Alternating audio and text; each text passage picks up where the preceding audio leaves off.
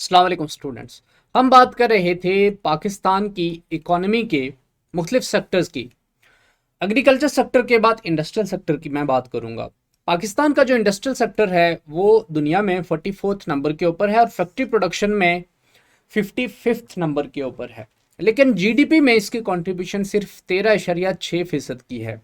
पाकिस्तान की जो major exports हैं उनमें कॉटन टेक्सटाइल प्रोडक्शन और अपैरल मैन्युफैक्चरिंग या फिर क्लॉथ मैन्युफैक्चरिंग आती है, जो कि पाकिस्तान की बड़ी इंडस्ट्रीज़ हैं। और पाकिस्तान के एक्सपोर्ट्स का तकरीबन 66% जो है वो इनके ऊपर मुश्तमिल है। और पाकिस्तान की जो लेबर फोर्स है उसका 40% लिंक्ड है इंडस्ट्रियल सेक्टर के साथ या इंडस्ट्री के साथ। मेजर इंडस्ट्रीज़ की अगर हम बात करें तो यहाँ पे आपको लिखी हुई नज़र आ रही हैं, ये पाकिस्तान की मेजर इंडस्ट्रीज़ हैं। अगर पाकिस्तान में इंडस्ट्रियल सेक्टर की जो लो कंट्रीब्यूशन है उसकी मैं बात करूं तो इसके मल्टीपल रीजंस हैं। मिसाल के तौर पे जो हमारे पास नेचुरल रिसोर्सेज हैं या इंडस्ट्रियल रिसोर्सेज हैं उनको हम यूटिलाइज प्रॉपरली नहीं कर पाते। मिसाल के तौर पे जो यहाँ पे महंगाई का प्रेशर है उसकी वजह से कॉस्ट ऑफ प्रोडक्शन एस्केलेट हो जाती है, जिसकी वजह से आपकी ओवरऑल प्रोडक्शन साइकिल इम्पेक्ट होता है। मिसाल के तौर पे मार्केट जो है जो कि अवेलेबल है एक्सपोर्ट्स के लिए वो जो है श्रिंक हो रही है, कम हो रही है। या मिसाल के तौर पे इन्वेस्टर्स का कॉन्फिडेंस जो है वो ना होना है, करप्शन और पॉलिटिकल इंस्टेबिलिटी।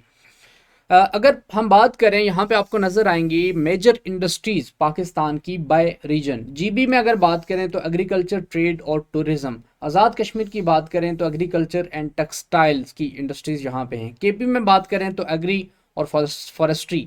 इस्लामाबाद में बात करें आईटी, टेलीकॉम, एनर्जी और ऑयल। ट्राइबल एरियाज में बात करें तो मेजर इंडस्ट्री यहाँ की है एग्रीकल्चर।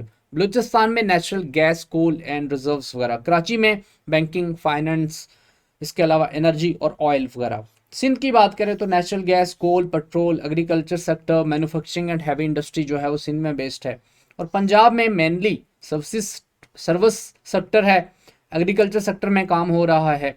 लाहौर में आईटी, टेलीकॉम वगैरह, फूड और एग्रीकल्चर सेक्टर में प्रोडक्शन वगैरह हो रही है। मैन्युफैक्चरिंग बाय प्रोविंस अगर हम देखें तो आप देख सकते हैं कि मैं बात करूंगा बलूचिस्तान में तो मैन्युफैक्चरिंग आप देख सकते हैं कि ऑलमोस्ट 2% के करीब है, जो कि ना होने के बराबर है। इसी तरह से एनडब्ल्यूएफपी में आपको 1973 से 2000 तक के जो फिगर्स नज़र आ रहे हैं ये तकरीबन 10% के करीब प्रोडक्शन यहाँ पे है। हम कंपैरिजन करेंगे सिंध का और पंजाब का। सिंध का अगर आप देखें तो 1973 में इसके अंदर जो प्रोडक्शन थी वो 42-43% थी, फिर ये तकरीबन 40 के अबव ही रही। लेकिन अराउंड 1990s ये 40% से कम होके लोएस्ट आई 1995 में, जब ये 36% थी। 2000 में ये फिर 40% के करीब चली गई। पंजाब में प्रोडक्शन जो है वो 48% से कम हुई 80s में, और फिर जो है वो 90s में इसमें इजाफा हो गया, और 2000 में ये तकरीबन 50% टोटल प्रोडक्शन का पाकिस्तान की कंट्रीब्यूट कौन कर रहा था? पंजाब कर रहा था। नेक्स्ट जो सेक्टर है इकोनॉमी का, जो एक इंपॉर्टेंट सेक्टर है, that is services sector. Services sector जो पाकिस्तान की बात करें तो 67% जो है या 2/3 हमारी जीडीपी में कंट्रीब्यूट करता है सर्विसेज सेक्टर। आता क्या है इसमें? ट्रांसपोर्ट, स्टोरेज, कम्युनिकेशन, फाइनेंस और इंश्योरेंस सेक्टर। ये तकरीबन 24% इस सेक्टर का बनते हैं। और होलसेल और रिटेल ट्रेड जो होती है वो 30% इस सेक्टर का बनती है। मेजर इश्यूज अगर हम बात करें सर्विसेज सेक्टर की तो उसमें है फ्यूल का ना होना, लॉसेस जो इस सेक्टर में होते हैं, या फिर इन्वेस्टमेंट्स का ना होना। ये वो सेक्टर है कि जिसमें एक ह्यूज पोटेंशियल है ग्रोथ का, स्पेशली आईटी और कम्युनिकेशन सेक्टर्स, बैंकिंग और इंश्योरेंस सेक्टर और टेलीकॉम सेक्टर। ये ऐसे सेक्टर्स हैं कि जिनमें पॉपुलेशन एक्सपेंशन की वजह से पाकिस्तान ग्रो कर सकता है। इसके अलावा अगर हम बात करें तो पुअर परफॉर्मिंग सेक्टर्स जिनको हमें बेहतर बनाने की ज़रूरत है, उनमें स्टेट ऑन्ड एंटिटीज़ या वाइट एलिफेंट्स जिनको आप कहते हैं, पीआईए है या फिर रेलवेज़ है, इनको रिस्ट्रक्चर करने की ज़रूरत है, इनमें रिफॉर्म्स लाने की ज़रूरत है ताकि हमारे सर्विसेज सेक्टर की ग्रोथ जो है वो इम्प्रूव हो सके। पाकिस्तान की इकोनॉमी का लैंडस्केप 2019-20 में इन आने वाली स्लाइड्स में मैं आपके साथ डिस्कस करना चाहूँगा। इस वक्त पाकिस्तान की गवर्नमेंट है पीटीआई की, और पाकिस्तान जो है वो पिछले काफ़ी सालों से जो है वो मिसाइल का सामना कर रहा है। पीटीआई की गवर्नमेंट को भी आपको पता है कि आते साथ ही बजट पास करने में प्रॉब्लम हुई। 2019-20 का जो बजट था वो पास किया गया 28 जून 2019 को।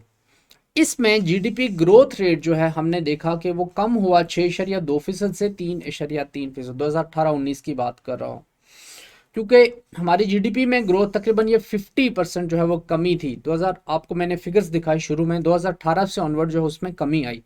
2.4% वॉज प्रोजेक्टेड फॉर ईयर 2020। जो 2019-20 का बजट था उसमें जो ग्रोथ रेट प्रोजेक्ट की गई वो थी 2.4% 2020 के लिए।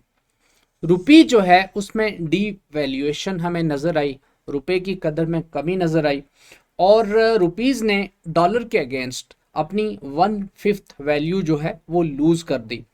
इन्फ्लेशन जो है वो बड़ी, बजट में ये कहा गया कि इन्फ्लेशन जो है वो 2019-20 में 13% होगी, इन्फ्लेशन की प्रोजेक्शंस थी। एक्सटर्नल डेट के ऊपर, एक्सटर्नल डेट इंक्रीज हुआ 64.2 बिलियन डॉलर्स से जून 2018 में to 65 billion dollars in January 2019। Means 2018-19 में भी आप देखें कि हमारा जो एक्सटर्नल जो डेट था वो इंक्रीज होता गया।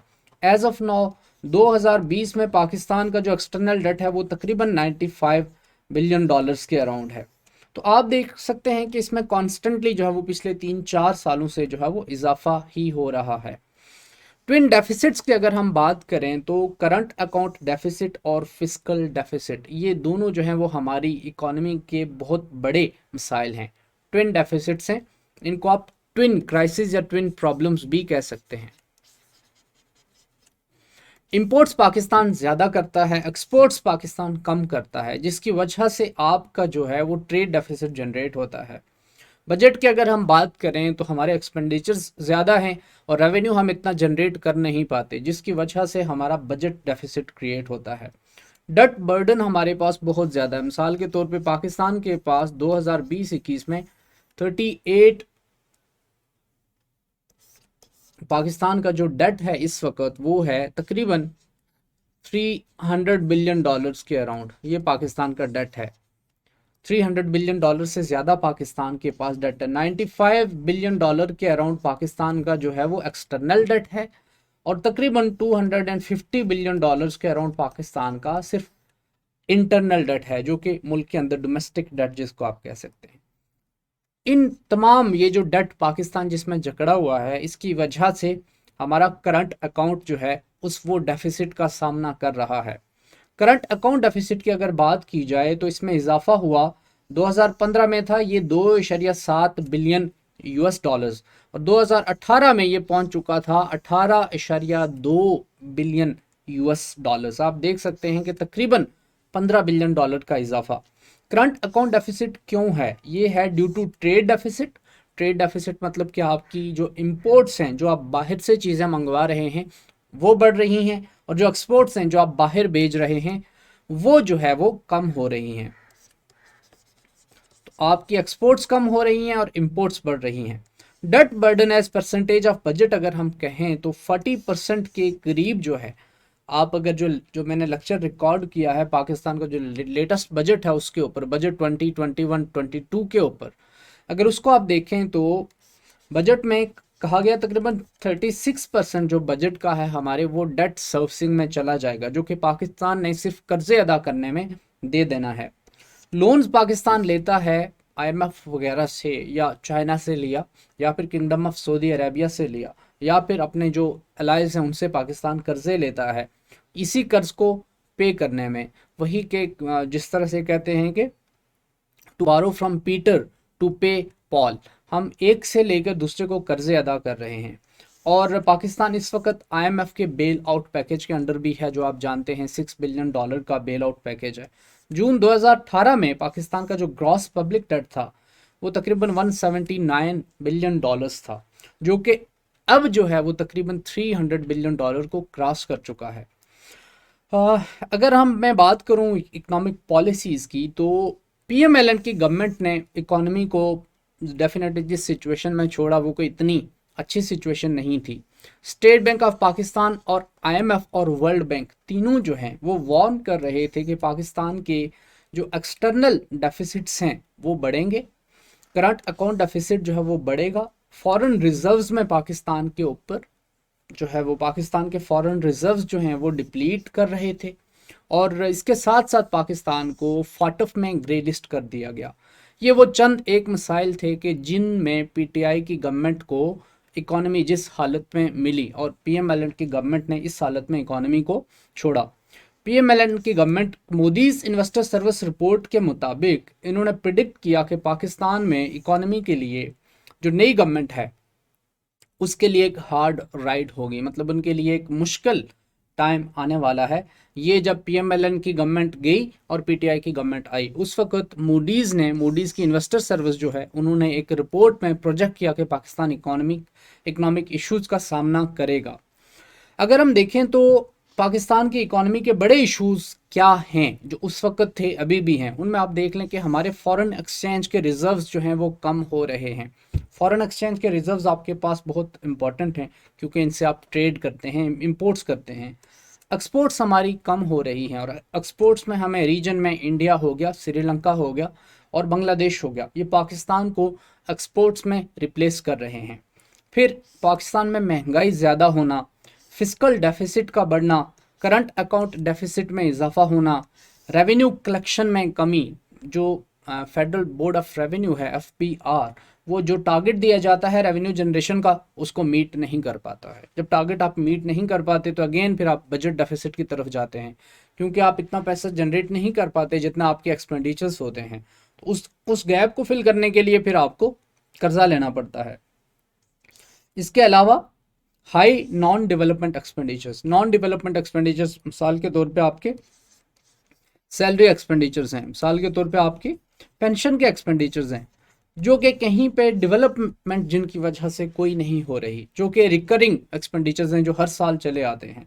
इनकी वजह से जो है वो पाकिस्तान इकोनॉमिक मसाइल का हर दफ़ा जो है वो सामना करता है। पाकिस्तान की इकोनॉमी को चैलेंजेस क्या हैं, इनमें से चंद एक चैलेंजेस को हम एनालाइज करेंगे अपनी अगले वीडियो में। Stay tuned for more. अल्लाह हाफिज़।